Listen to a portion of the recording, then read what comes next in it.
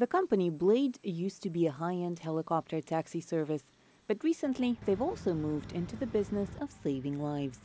Blade helicopters are delivering organs to patients as part of the Medi-Mobility program.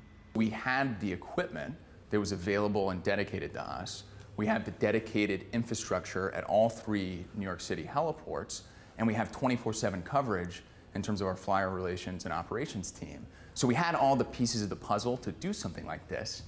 Delivering organ transplants is a race against time. Before now, when an organ became available, doctors had to drive to the nearest airport, fly to neighboring cities, then drive again to get to the patient. And all this had to be done in 4 hours.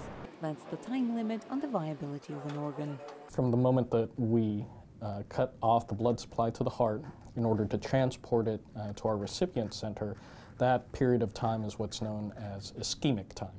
Basically time where the heart is not receiving any blood or oxygen, and on some small scale, the cells are beginning to die. NYU Langone Health, where Dr. Carrillo works, was the first to test the Medi-Mobile program.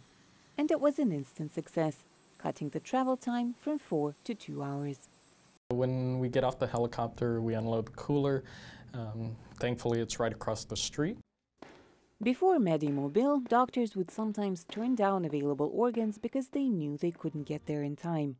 Nathan Alexander is head of rotorcraft operations at Blade, and ever since the company started the program, he has been working practically 24/7, coordinating the flights to save lives. The organs are actually en route at the moment directly to East 34th Street.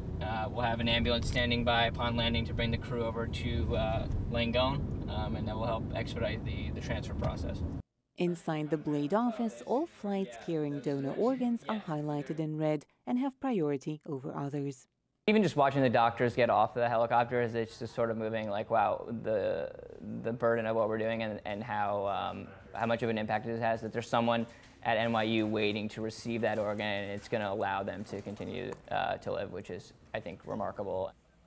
If the experiment keeps working efficiently and effectively, Blade hopes to start working with more clinics over time. For Anna Nelson in New York, Anna Rice, VOA News.